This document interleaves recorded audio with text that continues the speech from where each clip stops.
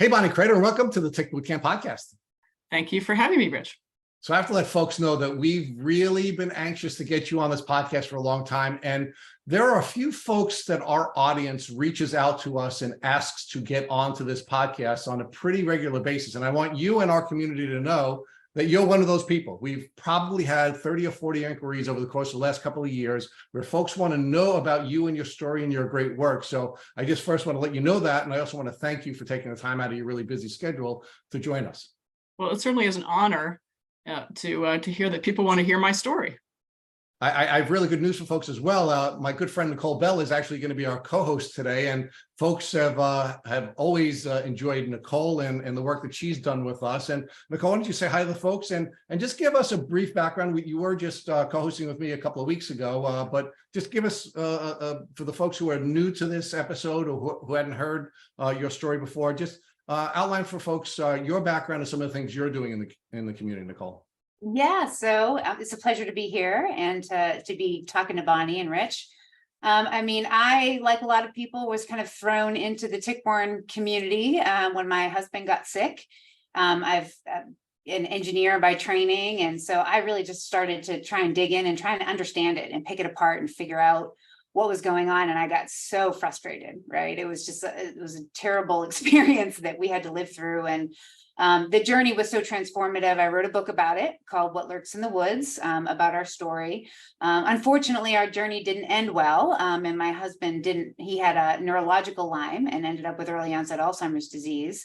And but that whole process was so transformative that I knew I had to do something with that information. And so I wrote the book. Now I'm actually also the chief business officer at Galaxy Diagnostics, helping to solve the problem of the inaccurate diagnostics that are out there. And then most recently, I have been working with Bonnie on a paper for the Center for Lyme Action, which we'll probably talk about at some point, to summarize the state of Lyme research. And so I think my journey is, now trying to figure out how to make it better for new patients and getting as active and connected as I can. This is so exciting. It is so exciting. So, Bonnie, let's talk about first where you are currently, meaning where are you physically located, and talk to us about what organizations you're doing most of your work with today. We're going to talk about how you got there, but let's just let the folks who are not yet familiar with you know, the important role that you're playing in the community today. Yeah, so I'm sitting in my house in Portola Valley, California, which is a small town halfway between San Francisco and San Jose. And I have a couple of kids and work on a couple of organizations that I started with my friend, really good friend, Lori Woods. And we started Bay Area Lyme Foundation, as well as the Center for Lyme Action, together with a whole bunch of other people, whose work I'm super grateful for. So let's talk about your background, your childhood. Where'd you grow up, and what was your vision for your future when you were making your way through your younger years? So I grew up in Virginia, and as a high school kid, I loved science, and I really loved microbiology. And I ended up going to Princeton and getting a biology degree. So I spent some time in New Jersey, and then I met my husband in college, and we moved to California in 1988. And I started a career in tech because I was just very kind of a curious person. So I ended up being very curious about technology. And my last real job was I just sold my company. I was CEO of a software company called Full Circle Insights. And but along that journey, I had a couple of kids, and my daughter Jen was in a Girl Scout troop. And we had 6 moms and 6 girls in our little town in Portola Valley. The town is 5,000 people. It's pretty rural, right? There's 300 horses and I don't know how many, lots of maybe double the number of chickens in our town. And we, it's like a small school system. Pretty much everybody knows each other. And it's a special place where there's a lot of people that are very inventive. And so when we saw a problem in our Girl Scout troop, so 2 of the moms of the Girl Scouts, they got really sick and they were diagnosed with Lyme disease when our daughters were around 11. And they were really sick, like crawling to the bathroom kind of sick, and we honestly thought they were dying. So literally the Girl Scout moms, this is like a Girl Scout thing. The Girl Scout moms got together, and once a month we would meet at a friend's house, and we'd have a speaker come to teach us about Lyme disease, because none of us knew anything about it. And about 3 or 4 months into it, it turned out we knew each other well as moms and moms of our girls, but we didn't know each other's talents.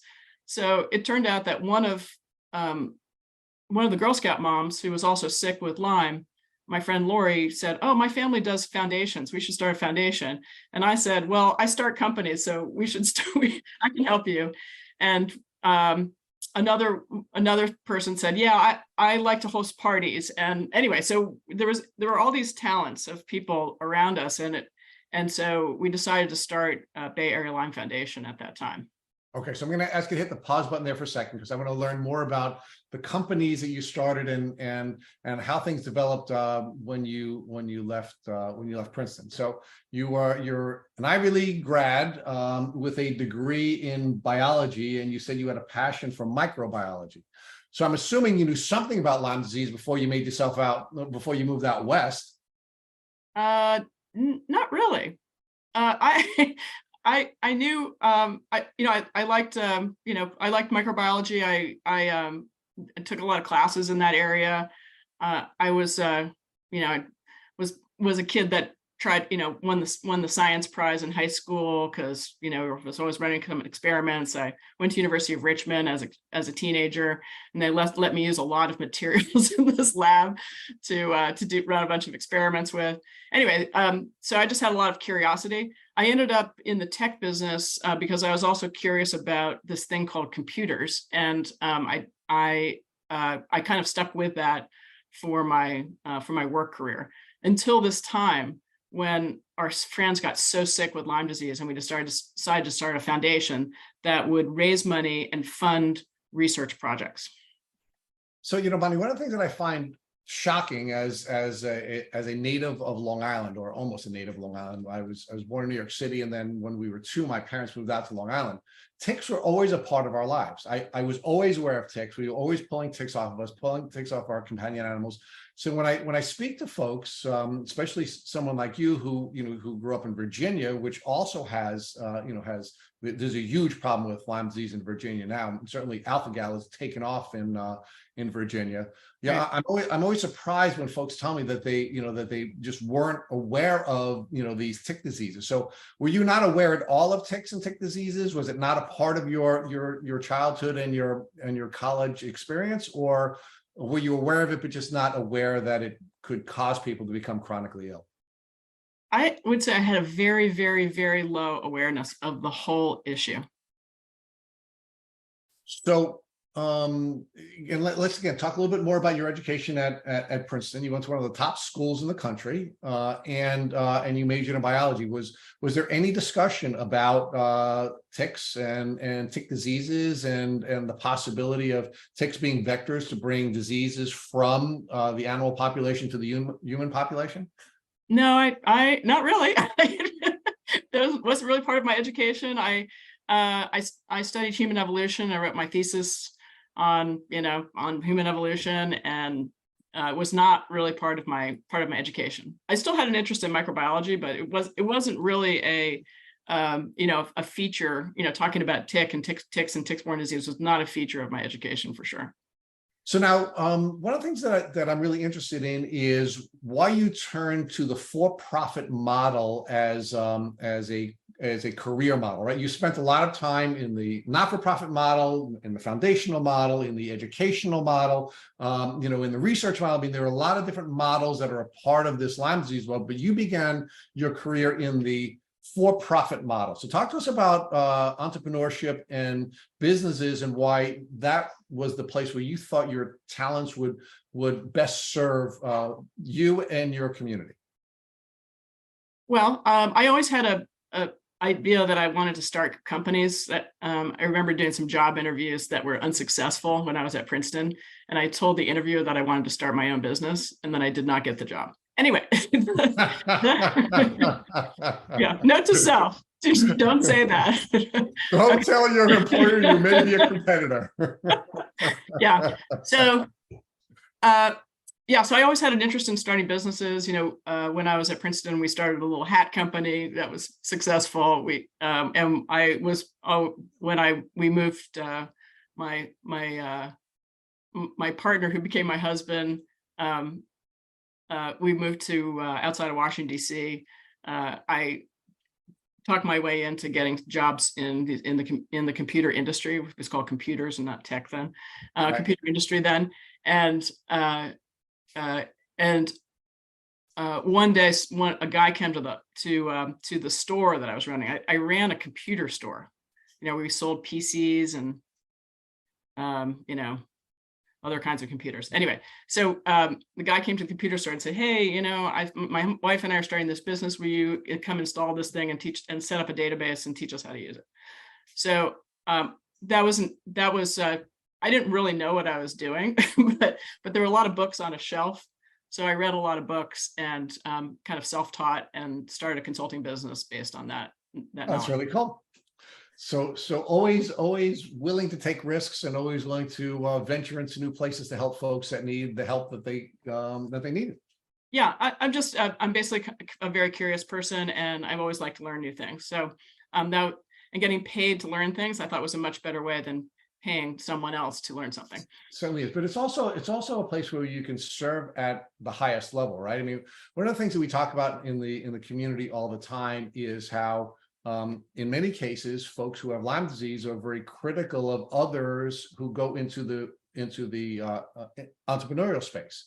And the argument is, you're essentially trying to make money on the backs of sick people. And our argument in response to that is that there are some unique features to the entrepreneurial model. Most importantly, that you're serving directly and you're getting direct feedback from the folks who you're serving. Because if you're not doing a good job, you're not going to get paid. And if you don't get paid, you're going to have to continue to get that feedback from folks in the community. So I like to build out that process, because I think in many cases, folks in the Lyme community are hurting themselves by not working with folks in the entrepreneurial space. And we want to talk a little bit later. We're going to talk about this a little bit later about how bringing things to market can only be brought through the entrepreneurial model. And I'm just interested in again, because you've been in so many different spaces, how you believe that was the best place for you to serve at the early stage of your career. Yeah. And at Bay Area Lyme Foundation, we leveraged the Silicon Valley model of entrepreneurship. And when we started Bay Area Lyme Foundation, we believed that we were going to do seed funding. So, when you start your company in Silicon Valley, you get the initial funding. It's called seed funding. And we wanted to we didn't have, billions of dollars. We had some money, and we wanted to use that money to stimulate much more research and provide seed funding for early stage projects. So then those researchers could go to the NIH and get a lot more funding, a lot more money than we could ever have, a lot more money to take that research. But our goal really was to develop products, right? To provide seed funding for research that could be adopted, that could be further funded by the NIH and then adopted by companies to bring to market. So that was our entire vision. That is really cool, and we're gonna get there. Let's move forward a little bit more in your journey. So you and your husband at some point now move out to California. So what called you to California? And then I do want to build out a little bit more on your experiences as a parent of a scout, and maybe I don't know if you were a scout leader or not, but I do want to build out a little bit more. But so you moved to California. Talk to us about that and how that experience was for your family. Yeah, so we got in the car. We said goodbye. My mom cried because she didn't think she was ever going to see us again. And we drove out to California because Chris wanted to go to business school. So we moved to Palo Alto. And lived on the Stanford campus. And I found a job at Oracle, where I stayed for about 10 years in a variety of different jobs, and was trained in all things tech at Oracle. Wow, that's really cool. You just found a job at Oracle. I just so happened to find one there. So let's talk There's about. a funny story about that, but I don't know if you're ready for that. Okay, no, give us some insight, because I want to know how the Oracle experience and how this all led to you, starting these cool not-for-profits that you've started. So we had moved to California, and we'd actually shipped all of our stuff out to California. Are you ready for my story here?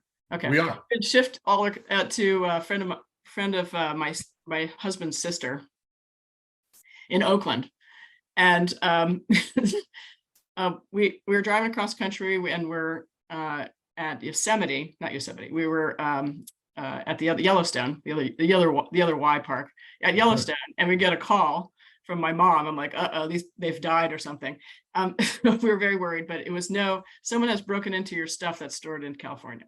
So we zipped out from Yellowstone, as fast as we could possibly get to Oakland. And it turned out our stuff was being stored in a broken down garage in a very bad neighborhood. And literally street people that were going into the garage with their shopping carts, taking all of our stuff and doing as they would.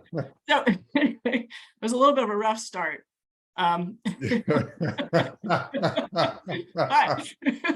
But so we gathered up all our things, put it, rented a U-Haul, put it in a van. And while we were there, we met a couple of grad students that went to Berkeley, and I was looking at them giving them a little side eye, because they were the ones that were supposed to be supervising our things, which were getting stolen by all the neighbors. Anyway, but one of them turned out to be a recruiter. And basically that's how I got my job at Oracle. I love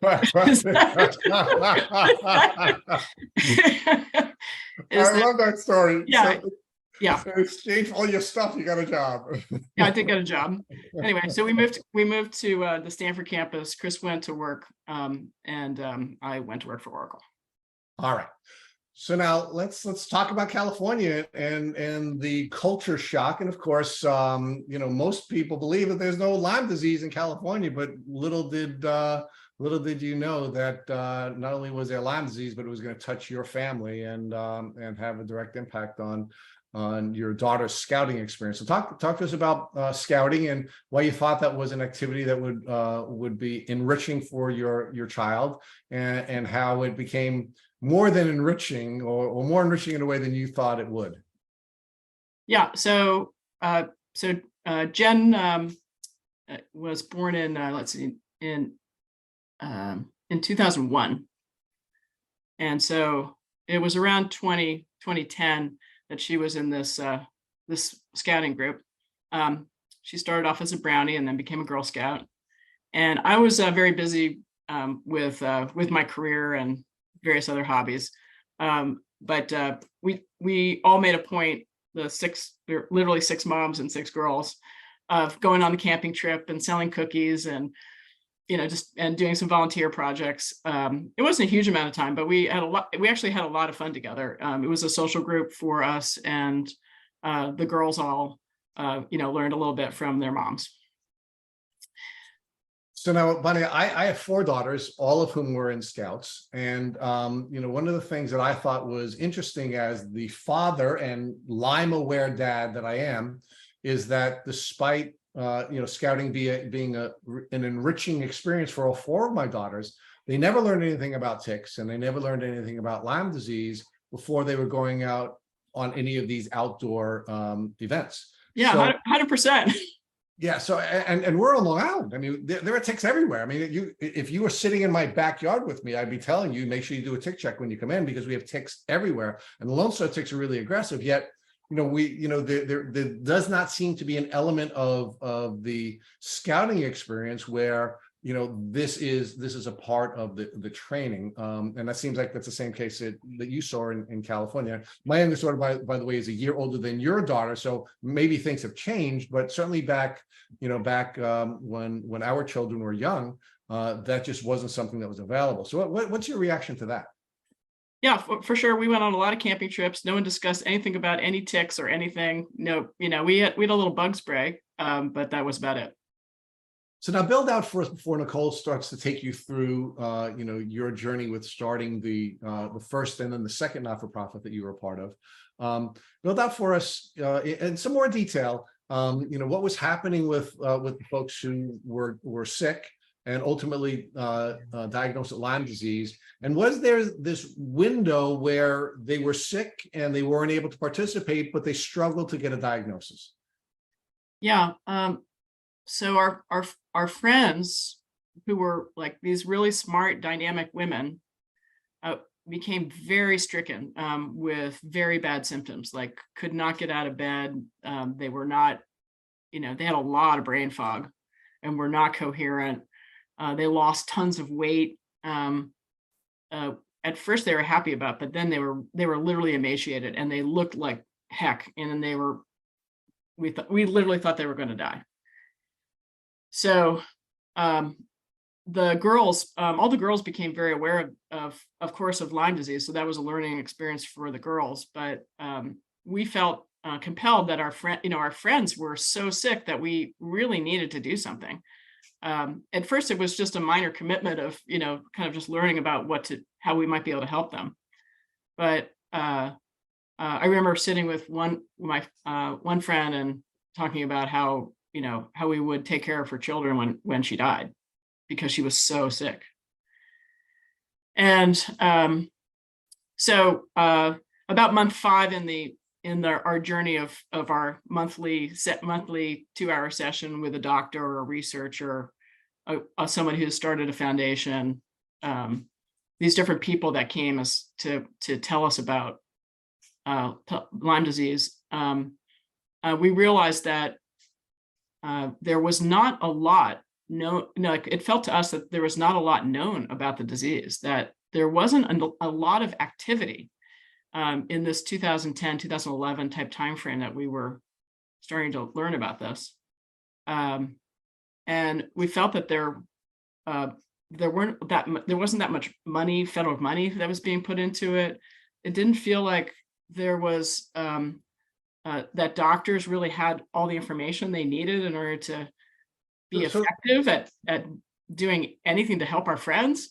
Yeah, but Bonnie, before you get to the macro, let's stay with the micro for a minute, right? So Okay. you have this small, tight-knit group of folks, 6 moms, six children, and 2 of the moms are getting very, very sick, and you don't know what is wrong with them. They don't know what is wrong with them, and then you finally hear about this Lyme disease. Who got diagnosed first, without names, and what was your reaction as a biologist about this disease, Lyme disease, that you didn't seem to know a whole lot about? Yeah. So one of our friends was diagnosed, and the other friend, we were like literally sitting around the kitchen table, was after a Girl Scout event. Yeah, your symptoms seem to be the same as mine. You should go get a Lyme test. And she did, and was diagnosed. And the second friend was diagnosed with Lyme disease. Now, Bonnie, is it your suspicion that one or both of these women were bitten by ticks while you all were scouting together, or do you think there was something else? I don't think so. They both shared a keen interest in equestrian activities. They both rode horses as a young child. And then we also found out that one of them's mom had Lyme disease and her aunt had Lyme disease. She actually, there was a lot of Lyme disease in her family, and we don't know if it was congenital or what, but there was definitely a family history of Lyme disease, and also the equestrian angle as well. So now, as responsible scouting parents, you now decide that you're going to reach out to folks who have experience in this disease, and you want this to be an enriching experience for your children. So you start bringing these like Lyme geeks to your scout meetings to give you talks about Lyme. Talk to us about how that was inspired, and how did the children respond to these folks coming in and giving these talks? Well, I don't know I think the girls were off playing in another room while we were learning about Lyme disease, actually, but we definitely updated them on what we found. And so they became acutely aware, because 2 of the moms in the group were very sick. So now Nicole's going to take you through now this personal experience that you had as the inspiration for going from the micro, where you had, you know, really, really sick people you were all as a part of a close knit group, to now recognizing, as a result of not just their experiences, but the effort to try to turn this into an enriching experience for your children, you now start to see these macro issues that have to be dealt with. So I'll let Nicole take you through that. Well, I mean, I think what I love about your story so far is that, you know, each of you have these unique talents, which you're presented with this problem, right? And now all of a sudden you're saying, well, hey, my family sets up foundations and I'm an entrepreneur and I like to do event planning. And then you decide to just build the thing, right? And to go figure it out. And I mean, and I think you had shared with me once a story about, you know, you're basically trying to get a Stanford, you know, scientist to go out and study this at a picnic table. Like, just tell that story about how you even started and even got the gumption to go and do something like that. Well, so I decided that we needed to go we're next to this university, Stanford University. I thought, oh my God, there's all these very smart people there. They study lots of disease problems. I'm sure there's someone there that wants to work on Lyme disease. And so I decided I did some research and I made myself a slide deck. So I'm the mom from Portola Valley, Girl Scout mom from Portola Valley. And I start, trying to network and poke around. So I go over and visit, someone takes my meeting over at Stanford as a researcher. And I start showing him my slides and like, some ideas for research projects. And he says, you should go talk to Jay. I'm like, who's Jay? Anyway, so that was one of our first researchers that started working on Lyme disease at Stanford, Dr. Jay Rajadas. And then, of course, I was also a polo player, so I had an equestrian thing going on with me as well. And so we used to play polo with the Stanford polo team. So I asked some of my polo teammates who I knew were also biology majors, and asked them about who they knew. Did they, are you doing any work on, do you know anybody who's working on ticks or, this on Lyme disease? And it turned out there was a researcher that was doing tick collections in Portola Valley, like doing tick drags in Portola Valley. And so I was connected up, by the Stanford kids with some of them. Anyway, we were just sort of networked around, and we found these people that were willing to start working on a couple of research projects on behalf of the foundation. Well, because I mean, at this time, right, and even, still to this day, right, there's a lot of people that think, well, Lyme disease doesn't exist in certain parts of the country, right? And California was definitely at that time one of the places where Lyme disease doesn't exist, right? You're not in the Northeast, not there. Yeah. So like mission number one is to go figure that out, right? Why were people getting sick? And that was a big problem for our friends. One of our friends literally went to 50 doctors. It's that same story. They go to 50 doctors, can't get a diagnosis. Then they chat with their other friends and they suggest to get the Lyme test, and they've got now they're diagnosed with Lyme disease. So now they at least know what they've got. So that in Northern California, particularly at that time, it was not only that doctors would say there's no Lyme disease. There were some people that said, oh, it had kind of a fraudulent tone to these are physicians suggesting that the whole thing is a fraud. And I found it incredulous. So that's when I really knew that we had to get to work to try to educate people that this was a real disease. And yes, you can get it here in California. So one of the first projects that we wanted to fund was, let's, it seemed like, first of all, it seemed like we had an epidemic. 2 of the 6 moms, that's, a third of the moms got Lyme disease. So we thought, oh my God, we have like a Lyme disease epidemic. Mm-hmm. So maybe the ticks are carrying Lyme disease at a very high rate here in California. So that was one of our first hypotheses. So that was one of the first studies that we funded, was to do tick drags around our town to see what the rate of prevalence of Borrelia burgdorferi was in the ticks, to see if that was why we seemed to have this problem with our friends. And so we were very motivated to just try to basically help our friends. In fact, that was our first tagline was everyone has a friend with Lyme. Yeah. So you find these scientists, you kind of do your networking thing over at Stanford, you find these scientists. Fortunately, one of them had done tick drags, right? And so, and that was your first project, right? Going out and doing tick drags and seeing if these ticks in fact do harbor, Borrelia burgdorferi, the bacteria causing Lyme disease. And so, what did you all find? And then how was that information received? Well, we did tick drags for many years in a row, and all over the Bay Area. Then we expanded outside the Bay, the San Francisco Bay Area. We did one in Oregon, we did one in Texas, we did one in Minnesota. Anyway, we did tick drags in a bunch of different places. And what we found is that in the Bay Area that there was, it was very patchy. It's quite interesting, actually. So you go to one park, right, and 0% of the ticks are infected with Borrelia burgdorferi. You go to another park and it's 20% of the ticks are infected with Borrelia. And so that was a very interesting finding, because on average across the whole state of California, it was about 1 to 2%. But in the Bay Area, it was this very patchy condition. So if you're unlucky to get bit by in the patch that had the 20% prevalence rate, that was a problem. But if you're lucky and you got bit in the 0%, you were lucky. So that was a very interesting and key finding that we found. So how is this received, right? Because now you have evidence that shows that this bacteria is living in California that causes this, quote unquote, fraudulent disease. Right. So, how was that received by, the scientific community, the medical community? Like, where did you go with that information? So we decided to use all of our ecology studies. So we called all of our tick dragging and the related matters. We call those ecology studies. We decided to use that as our public relations campaign.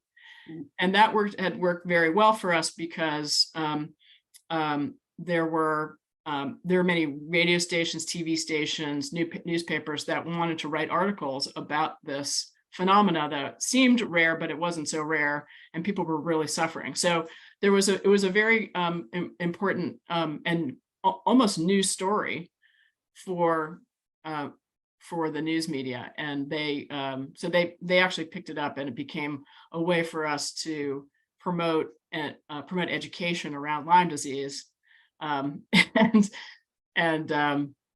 get people involved and try to help. Okay, so for any person, or Girl Scout mom or entrepreneur, whatever, that would be an accomplishment in and of itself, right? To prove that a disease exists where it shouldn't. But of course, you don't stop there, right? You decide to take Bay Area Lyme and do bigger, things. So maybe talk about the founding of Bay Area Lyme and kind of the early days in the mission and what you guys were thinking. You said you were kind of thinking about using that entrepreneurial spirit to seed businesses. Like, how did that go from tick drags to entrepreneurial seeding? Like, tell us how that evolved. Yeah. So we were fortunate enough to get a grant of a $5 million grant to start the foundation. So that's the first thing. Okay. So we had a foundational set of money to work with. So that's number one.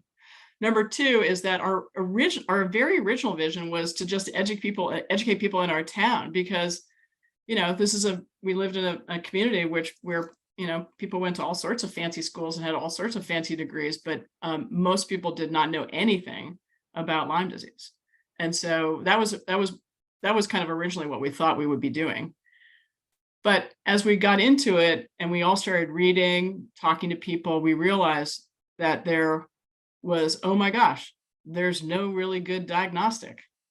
And if you get this disease, if you get bit by the tick and it happens to infect you with Borrelia burgdorferi, and you don't get the antibiotics early on, it can stay with you forever, for your entire life.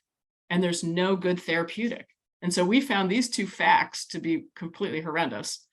And so over about 6 months into it, we, or maybe it was a year into it, we really got focusing on our mission, which was coined by Wendy Adams, always like to give her credit for this because it's really clever, actually, is to make Lyme disease easy to diagnose and simple to cure. I mean, it sounds so simple, but that is Yeah. that's the challenge. That's a ginormous wall and challenge, right? But it sounds so simple. It does sound very simple, but and I had a little bit of anger about this because I thought, oh my gosh, there's been antibiotics for 100 years. Why don't any of the existing antibiotics work against Borrelia burgdorferi? What are the doctors doing? Why isn't anybody studying this? This is silly. Yep. Okay, so you have your mission, right? Now, how to make Lyme disease easy to diagnose and simple to cure. Where do you go from there? Like, what was your next move? So then we really focused on trying to fund early stage projects and leverage the Silicon Valley model, entrepreneurship model. So funding early stage projects so that there would be other funding organizations that could pick them up for later stage type funding and actually turn those ideas into products, diagnostics, and therapies.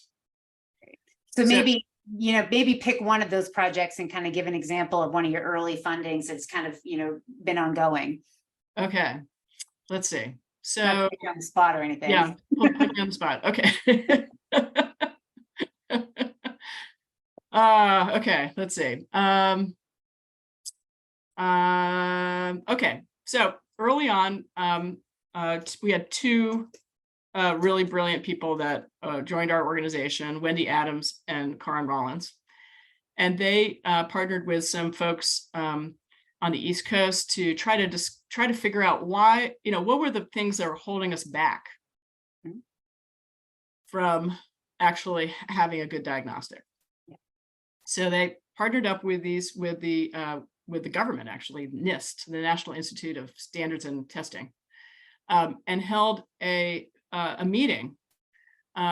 This is a couple of years after we founded it. Had a meeting to try to understand what was really a factor in holding up researchers from actually creating diagnostics. And so there was a survey done, and it became very clear that one of the factors that was really holding research back was just the availability of patient samples for Lyme disease. And so there were a couple of existing biobanks around the country, but many of them were being used privately for specific projects that were happening at that university. So the samples were not widely available to any researcher, any who had a good project and just needed samples to try to create a good diagnostic. So so it became clear that we needed to start a biobank. And we had a couple of starting a biobank is not easy. It's very tricky to, you have, getting the protocols, getting the IRBs, getting the site set up. It's a very complex operation. But we were fortunate to find Liz Horn, who was a PI and she had set up biobanks for cancer. So this was right up her alley. And so she's been our PI for the Lyme disease biobank. So fast forward, that project is highly leveraged, right? So if you collect the samples, a lot of researchers can use those samples in projects that are all over the country, all over the United States. So when we started Bay Area Lyme Foundation, I think there's, Karin actually did a study on this. So there's probably 10 or 15 viable Lyme diagnostic projects around the United States. And the Lyme disease biobank has supplied samples to over 80 projects now.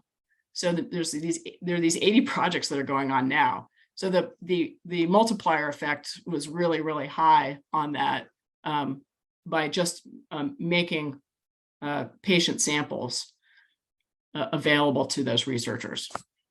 So I love that you picked that as your example, because that's like my favorite thing. As somebody who believes wholeheartedly that diagnostics is the root of so many issues, right? Getting that accurate test that tells you exactly what bacteria or parasites or whatever you're harboring in your body is is key, right? And if you're trying to develop a new diagnostic, you can't do that without samples that are, have been flagged and are known to have positives and negatives. You need positive controls, you need negative controls, you need to understand and have well-characterized patient samples that is just not available until, like the Bay Area Lyme, biobank basically put together. And so I think that's huge. And to do that, and I love that it kind of came out of a hackathon where people are like, what's the problem and how can we solve it? I mean, I think it's fantastic. And so that is a crucial research. And now we have, projects ongoing. We have the Lyme Action challenge and all sorts of new diagnostic solutions coming out. And these biobanks are essential, right? To get that information and to know what you have. Yeah. And so, I'm now fairly, optimistic that we're, I believe that we're less than 5 years away now of having a good diagnostic, that will probably probably complement the current serology tests that will help us diagnose patients much, much earlier and much, much better.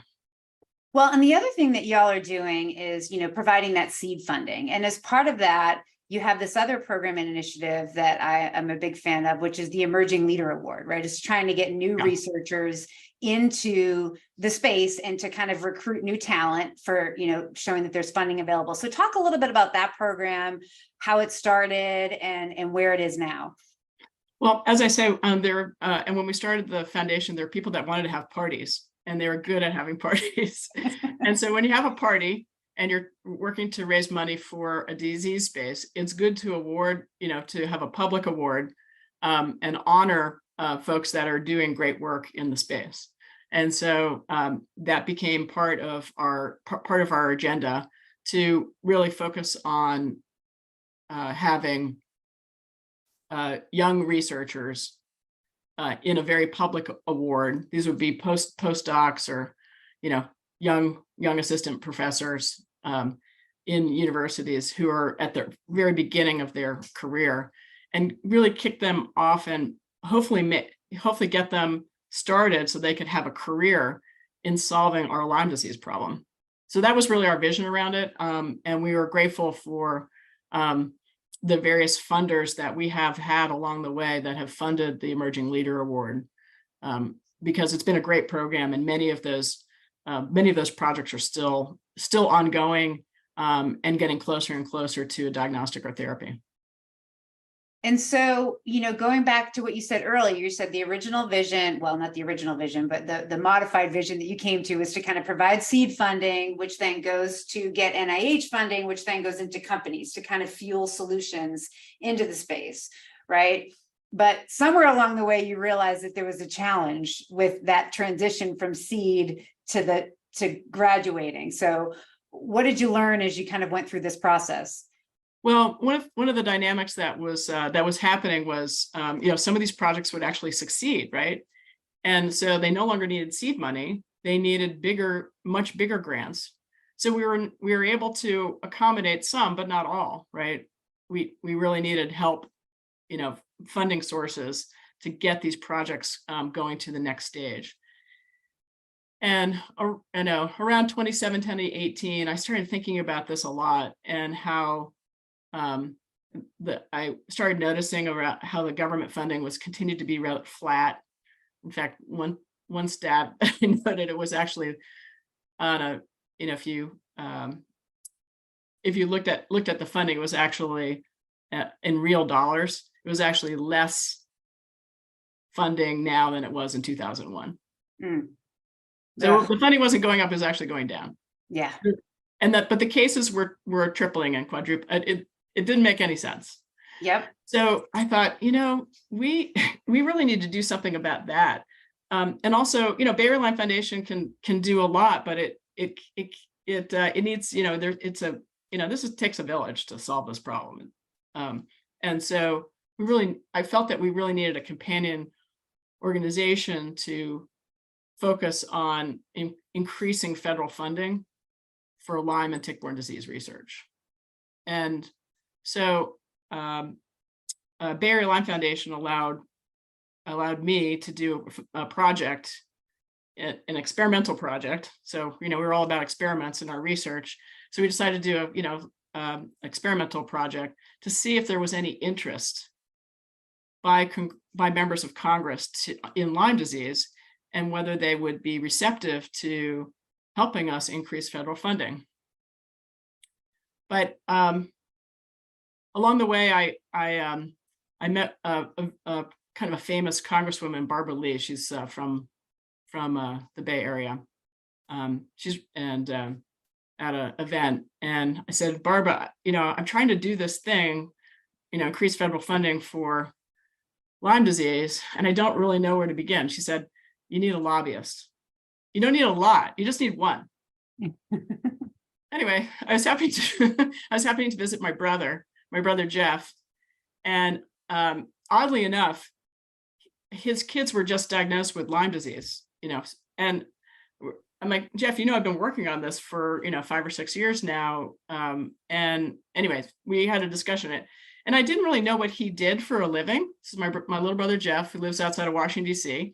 And apparently I learned that he's a professional lobbyist and knew a lot about appropriations and funding and all that. And that's pretty hysterical that you didn't even know what he did. Yeah, not really. I didn't really know what he did.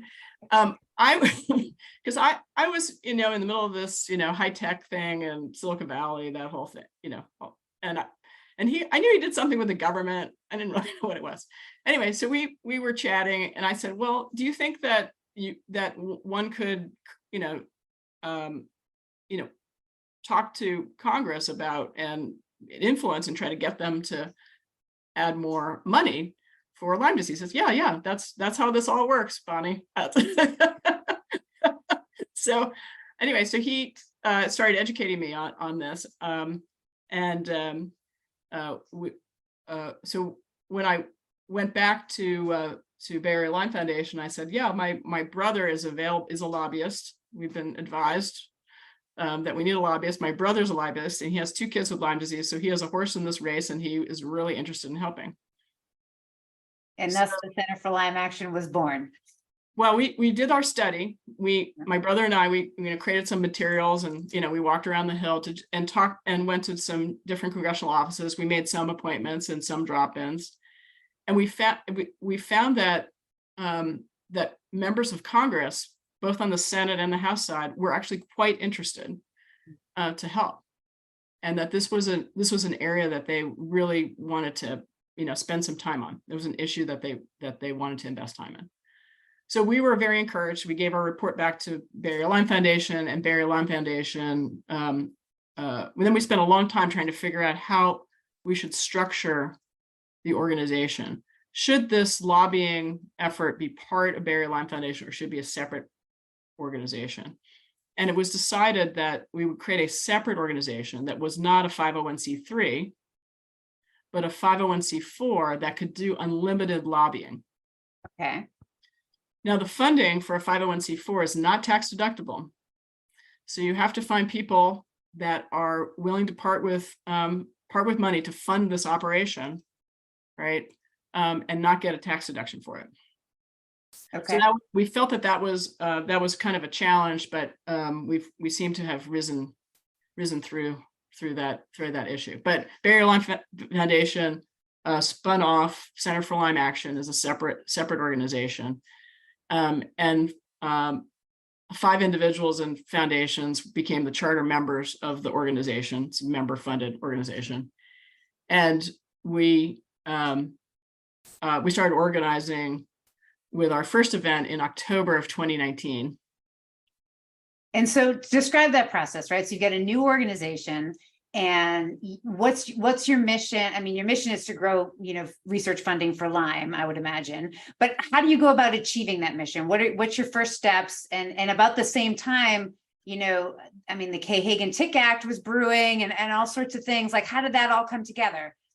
Well, I feel like in my particular Lyme journey, although I've seen a lot of suffering and so on, I felt like there's been a lot of good luck along the way and a lot of serendipitous kinds of activities that have happened in my journey to try to help solve this problem. so when we had our event in October of 2019, we about 100 people came. We had speakers from the House and the Senate that gave remarks. We had a panel and so on. And our audience was, was largely advocates, Lyme advocates who were dying to get to Washington to talk to members of Congress. But also we had some staff. And one of the staff that came was in Susan Collins's office, Senator Susan Collins from Maine. And as you may know, Maine is a highly, highly endemic state for Lyme disease, highly, highly endemic. And so it's a big problem for the Maine senators. And they were both Maine senators were very interested. So earlier that year, and we were new at this, so we didn't actually know, but the K-Hagen Tick Act, or that there were several pieces of legislation that had been introduced, and Susan Collins had introduced a piece of legislation that was based on legislation from Chris Smith in the House, which he had introduced many times before. And so we had our event, and then the next day we were walking around the Hill, and we got a call from Senator Collins's office, and they asked us to come visit their office so they could talk to us about the Tick Act that they had created. And so it was myself and my brother Jeff and my dear friend Lori Woods, who we all went. We were having an exciting time going over to the Senate and the Senate office building, and we went to Senator Collins's office, and we chatted with the staff, and they explained to us that they had this bill, and they had 3 co-sponsors, and they needed more co-sponsors. So when you're trying to get a bill done, what you do is you ask your colleagues say that if you're in the Senate in this case, to formally say, I think this bill is a good idea, and that's called being a co-sponsor. And so so we were given after our event, we thought, oh wow, this is great, we're in business, we have a real project to work on that will help raise visibility for Lyme and tick-borne disease. And so the advocates were very, very responsive, and they called and emailed their senators in various states, and we ended up with 33 co-sponsors for that bill, which is a lot of co-sponsors. So that means a third of the Senate is saying, hey, I think this bill is a good idea. Yeah. There's a lot of momentum for this bill.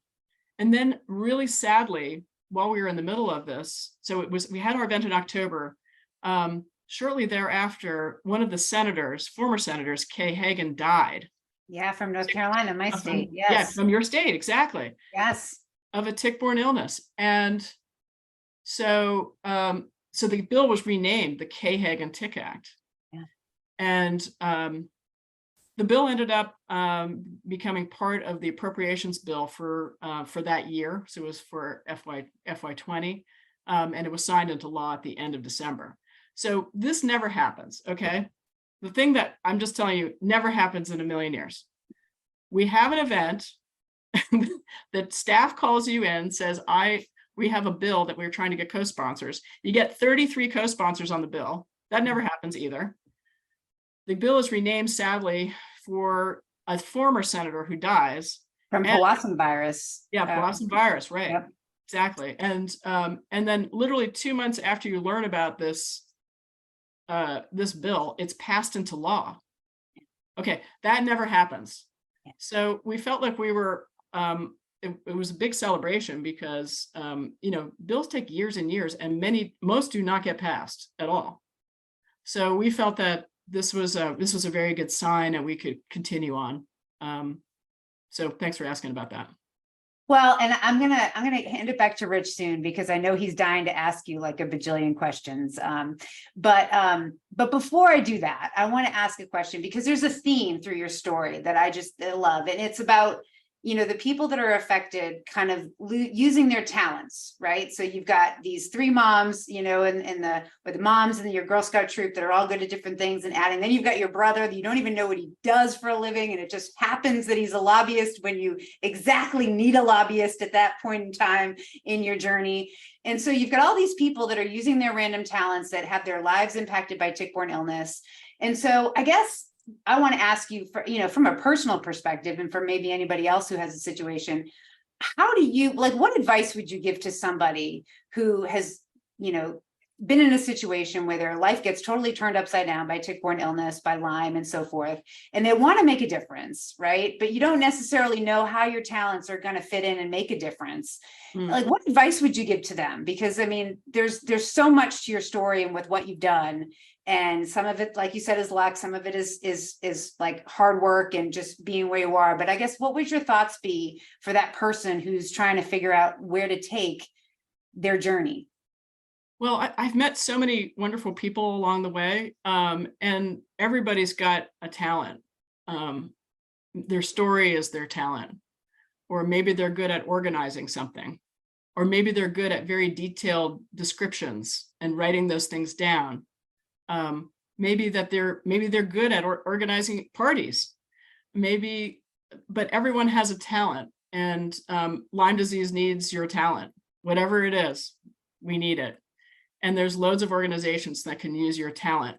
We're lucky enough; we have 2,000 dedicated advocates across the country at Center for Lyme Action, who dedicate their time and talent to talk to their senators, write their Congress folks, and be active. And that's their gift and their talent that they provide for themselves, their family, their friends that are suffering from this disease. So everyone's got something they can offer, and there's a lot of different organizations that you can apply your talent to. That is really powerful, Bonnie, because every human being is unique and special. Every one of us has some special God-given talent that we can lend to any cause. And one of the things we see in the Lyme community, because contribution is a basic human need, but when folks are really sick and they're just trying to get a diagnosis and trying to get a handle on what they need to do in order to be able to try to get on a journey to recovery, they feel like they can't contribute. And I think it's really powerful that you have done so much and offered so many different opportunities for folks in the Lyme disease community where they can find a place where they can get that basic human need of contribution by joining one of the many efforts that you've created. So talk to us a little bit about how contribution is a basic human need, how that is often taken away from people with Lyme disease, and how so much of what you've been able to accomplish has been the result of sick people contributing to this cause. Yeah. I'm a big believer in values. When you start an organization, it's kind of like, how do you show up? And one of our key values is to be humane as an organization for Center for Lyme Action. And because there's a lot of sick people out there, but not everybody's sick all the time with Lyme disease. When you wake up and you have Lyme disease, you might have a really good day and you might feel good.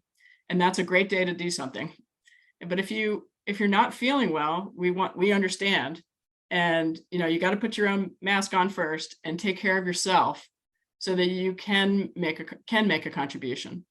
But I've also seen people that have gone through this journey, and it's very therapeutic for them. They find a lot of joy at making a contribution, and tried in an effort to try to make sure that nobody else has to go through what they've gone through. And that's also very powerful. And it is very powerful emotionally and spiritually to be able to use your talents, right? And so many people feel like they can't use their talents because they're, so many opportunities have been taken away from them because of their illness. But you have created a place where people can dedicate their talents and do what God has created them to do, and that is really helpful on a healing journey. So I want to thank you for that, and I want to thank you for doing that. And I think it's one of the reasons why so many people have been trying to get you onto this podcast, because you've helped so many people in so many different ways, and many people just directly on their healing journey because you gave them an opportunity to contribute and do what it is that they were created to do. Yeah, and and the other part about Center for Lyme Action is I can't do this by myself. It is impossible. We have Lyme disease in all 50 states. We need people from all 50 states. We need people from all the 435 folks in Congress. So it really takes a village. So we are so appreciative of this group effort. One of the things that I noticed when I first started getting involved in this is that a lot of the Lyme groups really operated really independently. Center for Lyme Action has been a place where, it doesn't matter what organization you're affiliated with. Everybody is welcome because we're all trying to solve the same problem together. And so we have over 50, representatives from over 50 different Lyme organizations that participate in our various programs that we run to help grow federal funding for Lyme disease. So we're at the accomplishment phase of our podcast, and I'd like to talk to you about some of the accomplishments that Nicole has touched on, but in a little more detail. So I think what has made Bonnie the star in the community, I think, is probably more the fly-ins than anything else. That's when everybody seems to be talking about you and talking about your organization. So talk to us about the fly-ins and why they are so effective and why it's important from the standpoint of the way our government functions for folks to fly in from everywhere because their senators and their members of the House are more likely to be supportive of your work if their constituents who live in their districts are coming and participating in the fly-in. Yeah, so the fly-in is something I learned about from my brother, who I didn't know what he did. And when I was in the early days, I was saying, okay, so how do we do this? What's their best practice? He said, well, the people that are really good at this have a fly-in. What's that? And the word fly-in would mean that you get on an airplane and you fly to Washington, D.C. on a certain day. You meet as a group, and then you kind of fan out to talk to your member of Congress and your two senators. And the organization functions to help organize those meetings. So it's setting the meetings. The reason that this is so important is, believe it or not, we all live in this very cynical world, but believe it or not, your members of Congress care about what you have to say. They actually do. And the people that work for them, their staff, are paid to listen and hear what you have to say. So you will, 9 times out of 10, you will get a receptive audience to what you have to say, particularly if you're a Lyme disease patient. And so we started off, literally with, I don't know, less than 100 people who were able to do this and able to fly in. So our first fly-in was in February of 2020. Remember, 2020 was just before the pandemic started. So our fly-in just snuck right in there, right before the pandemic started. And we got a first taste of what it was like to run an in-person fly-in. We were lucky we had Senator Collins. She was very grateful for all of us, right? She came and spoke because we had just helped her pass the Cahagan-Tick Act. Because literally without these advocates, right, she would not have had that piece of legislation passed. It just wouldn't have happened because it's so hard to get those co-sponsors. But with all the activity from the advocates, it happened. But anyway, we had in February of 2020, we had our first fly-in. We hold the fly-in at a time right after the president's budget is introduced to Congress. So this is something we all learn in grade school, but forget that the president gathers all the budget information and presents the budget and introduces a budget to Congress as the president's budget. And most of the time that serves as the baseline for what the appropriations bills will be. At least it's very significant input. And so we hold the fly-in right at the beginning of this budget process. So that's on purpose. And what happens at the fly-in is each person is given a set of materials, and we do training ahead of time, right? So each person is getting a set of materials, and we train folks on our appropriations asks. So we'll have 5 or 6 asks. So these are areas where we're asking the members of Congress to support appropriations increases for various programs in the government. So, Bonnie, let me ask you to pause there for a second. Let's build out this appropriation process and why it's so important, right? It's because one of the things that I understand that motivated you to start this offshoot not-for-profit, the C4, was that there were many other diseases, including vector-borne diseases, that were being funded, and the research to study those diseases was being funded at a substantially greater rate than Lyme disease. So can you give us some contrast between how much money was available before you started your work for Lyme disease research versus other vector-borne diseases and AIDS, for example?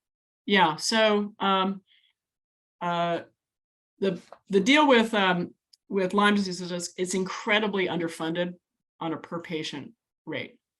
So, you know, the latest numbers are in Nicole's paper, The State of Lyme Disease Research, but literally, you know, other infectious diseases like West Nile and malaria are funded at, 1,000 times or 2,000 times more than Lyme disease on a per patient basis. And so we can make an argument that this is a super underfunded disease, super underfunded disease. And that's very compelling, even for people that don't want to increase the federal spending, that you're saying, look, more since 1994, almost 4 times, we have 4 times the number of reported cases. And yet Lyme disease continues to be underfunded for these other less common diseases. So that's one of the major arguments that we make. So one of the things I think is really brilliant about your story and the way that you've used every model available to bring it together under this umbrella now that's allowing us to move forward, right? Because when you are underfunded from a governmental standpoint, then you're not getting research.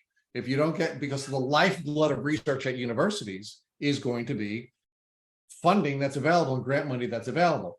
The lifeblood of graduate students ultimately developing a career in a particular area of study is going to be the availability of grant money so that they can fund their grants, they can fund their research and do their research. So why don't you talk a little bit about why it's so important to make sure that it's not an underfunded disease, not to take away from the other, the other diseases and their advocates that have been successful. And the AIDS model is a brilliant model because they did the same thing that you did with using for-profits and not-for-profits and research and education and the advocacy, but without having the governmental resources available, we're not going to have the researchers or the research done that's necessary to overcome the billions of dollars of losses that our society is suffering as a result of millions of people suffering from these chronic diseases. Yeah, so if you're a grad student, right, and you're in one of these life sciences areas, where are you going to make a career, and how are you going to fund? And you want to be a researcher as your career. Where are you going to, place your effort? Well, right now, probably cancer, because cancer is funded at over $50 billion a year, and that's where the big money is. So having enough money, right, and enough regular funding to pay young researchers who will eventually make a career out of Lyme disease is really, really important. Because you have to have, this is going to require consistent effort by really smart people in really good labs across the country to be able to do it. And so that's why the funding, particularly NIH, of course, is the biggest level of funding, but and that funding has increased almost fourfold from, let's say, when we started in FY20. I'm just looking at a piece of paper here. So I get it right, is was about 40 million, including tick-borne diseases, is now up to 119 million. Yeah, so that's good. Yeah.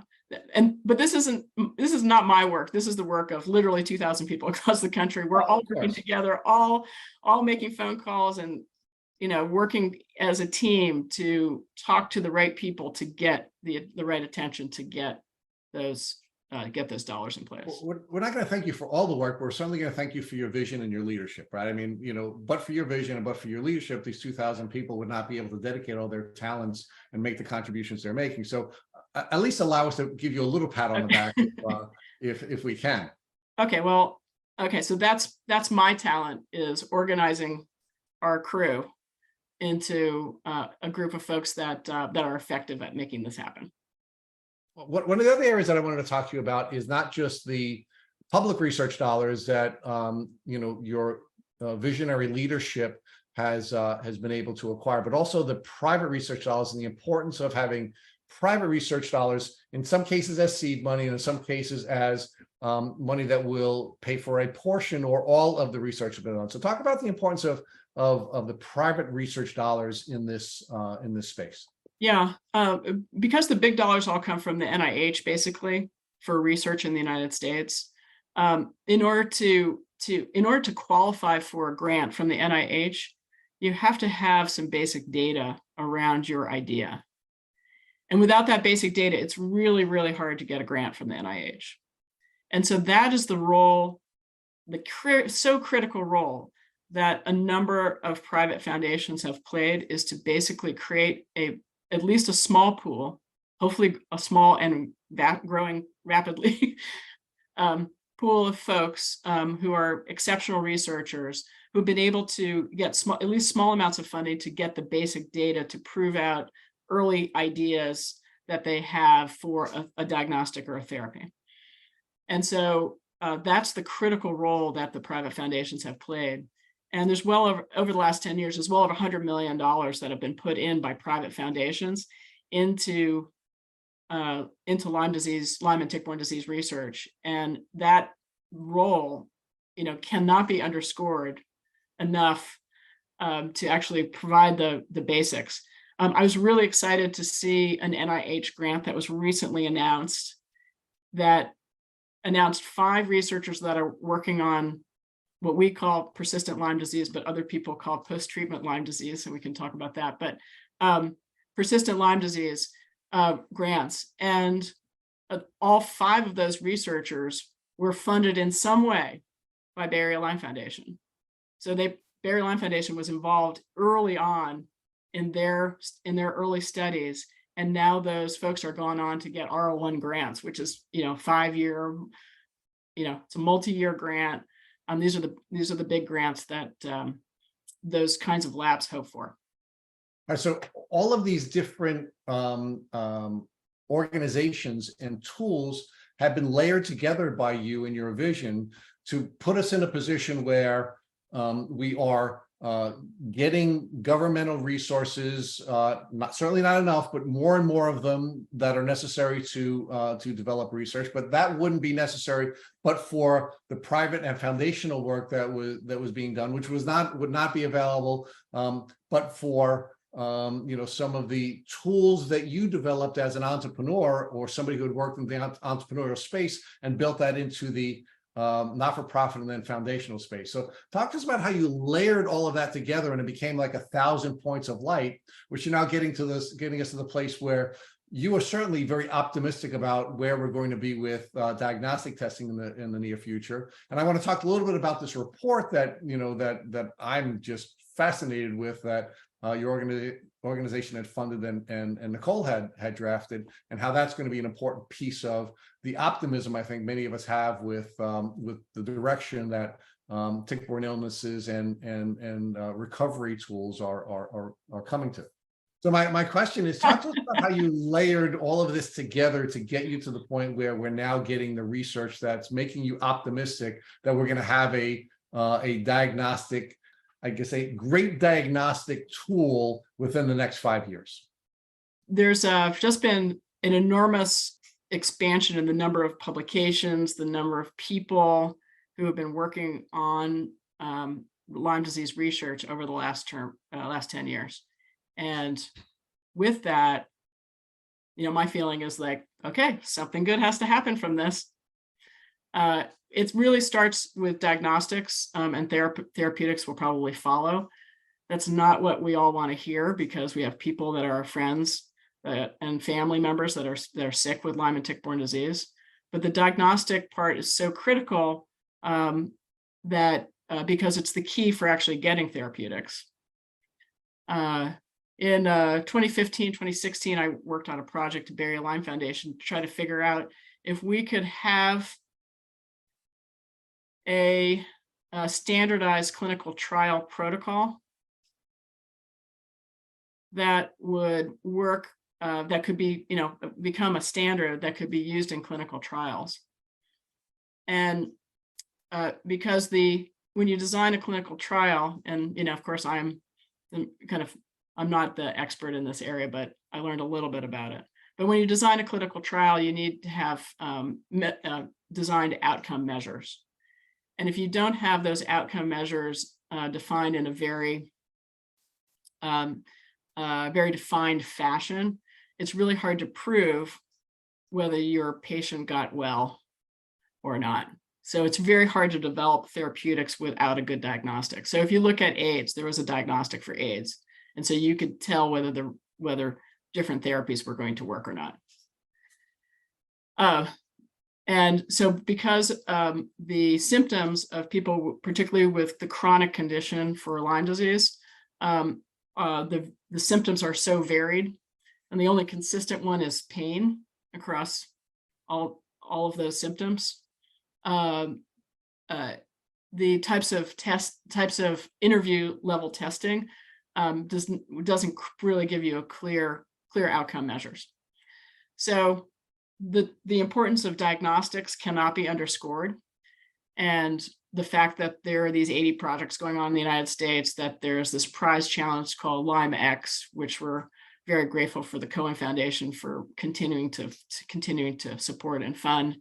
The fact that it's not just universities, but it's also diagnostic businesses that Labs, these biotech businesses that are investing in this area. The fact that this ecosystem seems to be coming together gives me great optimism that something good will happen. So another accomplishment we just started to tease a little bit about is this paper that Nicole had developed for you. So Bonnie, why don't you talk to us a little bit about the paper and why you and your organization selected Nicole Bell to do the work? So one of the areas this is a very complex disease area, and people get sick real quickly, and the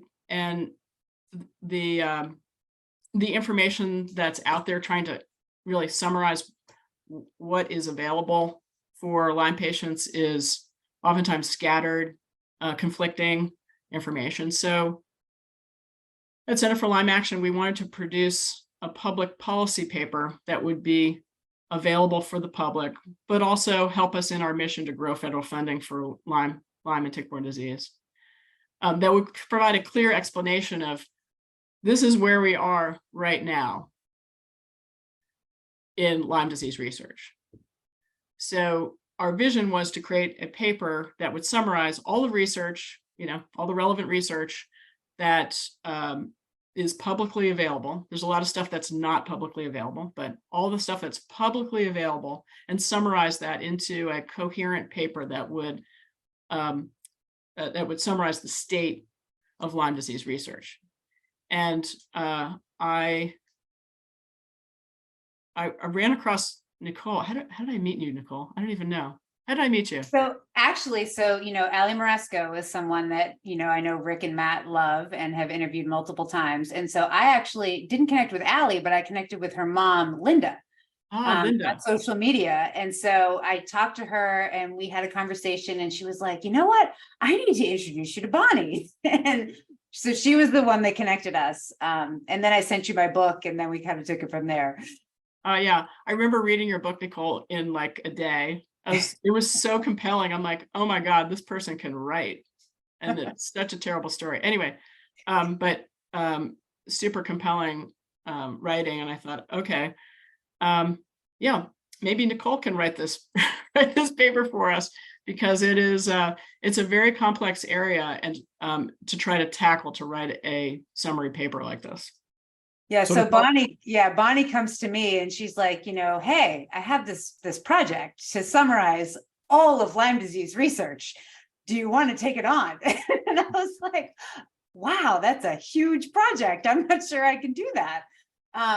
But we talked it over, and I think that at the end of the day, I realized it was something that I had to do, because this was what I was looking for when I was, as I mentioned earlier, I'm an engineer. I wanted to dig in. I went on PubMed, where all the papers are, and I started reading them, and that conflict and that confusion that Bonnie talked about, I experienced it because I was trying to figure out what are the best treatments. And then you read some papers and they say persistent Lyme doesn't exist, and it's all, fraudulent, as we had talked earlier. And then you read other papers and they say, oh no, there's these persister cells and they're resistant to antibiotics. And as a patient trying to figure it out, I had no idea. And so, so at the end of the day, this was what I had wanted to do, but as a caregiver, I didn't have the time or frankly, the mental capacity to go ahead and do that. And then also, I think I was encouraged to take it on because of all the hard work that had been done by the Federal Tick-Borne Disease Working Group and, and other, summary groups that had gotten together and just amassed all the latest and greatest of information, the NIH strategic plan for tick-borne disease. Like, there were all these infrastructure that were already in place that I knew I could use as a foundation. And then, so I decided to say yes, and that's kind of where we went from there. And it is a great document. So Bonnie, let's talk about the dual paths that Nicole seems to have been able to travel down with writing this, what I consider a brilliant paper. And I'm looking at it from, I think, a very different perspective than you are, Bonnie. So let's talk about your path first. I mean, your goal with this paper was to have a policy paper that you would use as part of your advocacy work for members of Congress, both the House and the Senate, and their staff. So can you first talk about that piece of that goal that you had set for Nicole, and how well you believe she's accomplished that goal? Yeah, so because if you think about it, say you're a staff member working for one of these members of Congress, and even if you are a health LA, that's a health legislative associate, think of all the issues that even just this one policy area that you have to know about. And so knowing about Lyme disease is really, really hard. So one of the functions of advocacy groups with Congress, and it's a very important function, is to provide education materials for Congress so that they can learn about these different issues. And so we wanted to create a paper that would serve the public for public consumption and education, as well as serve as a policy paper for policy and education paper for the staff that has, many, many, many disease issues that they are looking at.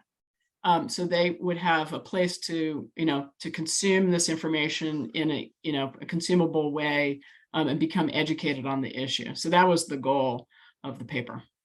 So if I can just develop this a little bit further with you. So the goal is to make sure that you have a very complex disease with a large set of issues set out with an outline that would be understandable to someone who doesn't have Lyme disease or doesn't have a family member with Lyme disease, but will be in a position where they're making decisions or recommendations to the people who are making decisions about what should or shouldn't be a part of an appropriations bill and how much money should be made available to these research efforts. That is correct. The function of the staff in these offices is to provide, extra brain power and recommendation power for those congressional offices. And if they don't have the information, they can't make the recommendation. So that's why providing the materials, and then also the other communications around the materials is so important to educate these folks so that they know, yeah, we need to have more money for Lyme disease. So let's talk about the other path, and the path that I was most interested in when I read the document. As a podcast host of a Lyme disease podcast, where we've interviewed over 400 people, I've read well over 50 books on this topic, and quite frankly have become enmeshed in trying to come up with information for people who are on the journey, especially people who are new to the journey. And what I've often been frustrated by is having the ability to point to one book or one podcast or one tool that I'd like to give to someone who's new on the journey, or a caretaker of a person who's new on the journey. And I think you folks have developed that. I mean, I think it's here with this paper that Nicole has written for your organization. I think we have, I think the index is just brilliantly developed. I think the very clear way that you have defined so many of the important topics, or maybe all of the important topics that we're trying to manage. One that jumps out at me was a discussion of congenital Lyme, for example, or neurological Lyme, or Lyme carditis, or some of these topics that are so important. And it was just so clearly outlined. The frameworks were so I think well developed, and I think the information was presented in a very clear fashion. So, Bonnie, why don't you talk to us a little bit about that other path, or that other group of people that will benefit from the work that you folks have done together? Yeah. So producing the paper, the paper was funded by the Driscoll Family Foundation. So I want to just recognize them for their awesome contribution to this effort. Yes, thank you. And they, the main purpose of the paper is for public consumption, and to create a paper that summarizes the state of Lyme disease research. And I was lucky enough to meet Nicole through one of our advocates, Linda Moresco. So that was great. Who has a particular set of talents. And again, this is all about the people and all their different talents, but has the talent to take a very complex subject and make it understandable for regular folks that just want the information and need it in a clear fashion. So I agree with you. I think Nicole hit it out of the park. And I was super excited when I read this incredibly good piece of work. Yeah, and we certainly want to encourage folks who are listening to this podcast to download the paper, and we do have a special announcement that we're going to make now. And the first thing is, we here at Tick Boot Camp know that that it's very difficult in some cases for folks to consume information in different formats, right? We actually, this podcast is actually an audio only podcast, because when my co-host Matt Sabatello was at the most challenging part of his journey, he was so neurologically impaired he could not watch TV. He couldn't watch a screen. He was so light sensitive that he couldn't watch even a video. So he insisted that we do an audio only podcast, so that we could make this available to people who were neurologically impaired the way he was. But we're actually pivoting over, and we're going to start doing some more video. And one of the things that we're going to do, I think, as our first video effort, is we're going to try to turn this paper into a series of podcast interviews that I think we're going to call the Nicole Bell. I'm stuttering here, Nicole Bell series, where we're going to have Nicole break down this paper into a series of video podcasts and audio podcasts, so that if folks can't read this because of where they are in their journey, but by the way, I want folks to download it if you can read it, but we're also going to make it available in other formats. So Nicole, I've now publicly outed you, and I before the podcast I promised I wouldn't, but now that I have, so talk to us about reformatting this so that it can be available to other folks on the journey who may have some impairment issues and wouldn't be able to read your report. Well, I mean, I think one of the goals that Bonnie and I talked about really early on is I'm a very visual person, right? So I think audio is a great way to get information, but when you're dealing with really complex technical stuff, like, a picture's worth 1,000 words is absolutely just a true statement for me in the way that I digest information. And so one of the things when we were first talking about it is I said, I want to try and tell the story as much as we can visually so that people can understand that story. And so that's where I think video really comes in, is because there's just certain pictures, there's certain images that will help solidify that information. And the goal was to make it accessible. As Bonnie said, that the primary audience is congressional staffers. And even though they may be, these HA health associates or whatever. Yeah, I'll get it wrong. They're not doctors, they're not microbiologists, they're not any of it. And so, whereas it's a very technical, weighty subject, I think we're trying to make it achievable. And so I know, Rich, you'll help me as we go through trying to digest these complex topics, because they are hard, right? I mean, that was one of the things that I was navigating with neurological disease with my husband. It's like, the brain is something that they don't even understand in the healthy state, nonetheless, in a disease state, and diseases that they don't know how to diagnose. And so it's an extremely complex landscape but there is good science and there is good evidence. It's just, a matter of highlighting that. And then as Bonnie and the Center for Lyme Action are working for, is getting more research funding in to help solve the problems. Yeah, more research and researchers. I love that part of it, Bonnie. I love that, you're affecting the career decisions that many young researchers are making. And that was something we didn't understand here at Tick Boot Camp until we actually interviewed Dr. Mather at URI. And when we interviewed Dr. Mather, one of the things that he shared with us was the importance of having grant money available to him so that he can do the research. Because if he didn't do a lot of research, he wouldn't get tenure. If he didn't get tenure, this all sort of, falls into line. I mean, we need money available for these folks to, do the research that we need them to do in order to be able to overcome this disease. And I hope this 5-year timeline that you outlined for us, Bonnie, is achievable. And like you, I agree that, we as difficult as it is when we're dealing with people who are trying to manage this disease, if we can't define the disease and we can't define what they need with a diagnostic tool, I'm not sure who we ultimately target the treatment tools. So hopefully we can do it even faster than 5 years, because it just sucks that so many people are suffering. So why don't we talk, Bonnie, a little bit now about your transformation, right? And how this process of advocating for folks in the Lyme community has taught you about yourself and taught you about your spiritual mission, and how you can serve at a higher level than you ever believed possible before you started this. Wow.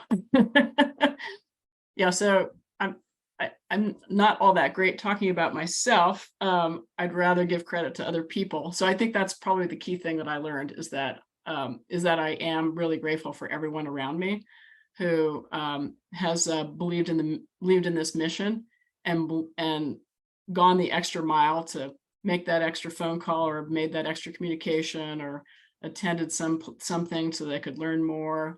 All those people around me, the people that the researchers that are spending their time and talent, the funders who are spending their treasure on trying to find solutions, the people that organize these foundations. And it's not easy to run a foundation, right? The people like Linda Giampa at Barry Lyme Foundation, I'm insanely grateful for all the work that they put into it. I'm grateful for, my brother. I'm sorry that he has 2 kids with Lyme disease, but I'm grateful for my brother that he and I, found a project to work on that's been really fun. And and that we found Meredith, who was our government affairs director. And I'm grateful that, our friend Linda introduced us to Nicole. And now I've met you, Rich. It's been great. It has been great. And so, we one of the things we've come to unfortunately learn here at Tick Boot Camp is there are a number of different types of Lyme wars. We learned about the Lyme wars early on in this podcast, relating to the way doctors interface with one another. One of the things we've unfortunately observed here at Tick Boot Camp is that there are Lyme wars between not-for-profits as well, and these organizations compete against each other and fight with one another. And one of the things that I think you should be given, I think, the greatest amount of credit for is you seem to have the ability to soothe the Lyme wars down wherever they are and bring people under the umbrella of this brilliant organization you've created, and use every single model layered together to allow this community to come together in a way that I think gives me more optimism than almost any other person that I've met here, doing this podcast for the last 4 years. I am really energized by the work that you've done, Bonnie. I'm really blessed to have met you and have watched you over all the years. And now I know why you're such a star. Dynamic work that you're doing and your ability to bring people together and of course give credit to everyone other than yourself, which is also a really beautiful part of your spirit. So thank you for all the great work you do, and thank you for joining us here at Tick Boot Camp. It's been a pleasure, Rich, and great to talk with you too, Nicole.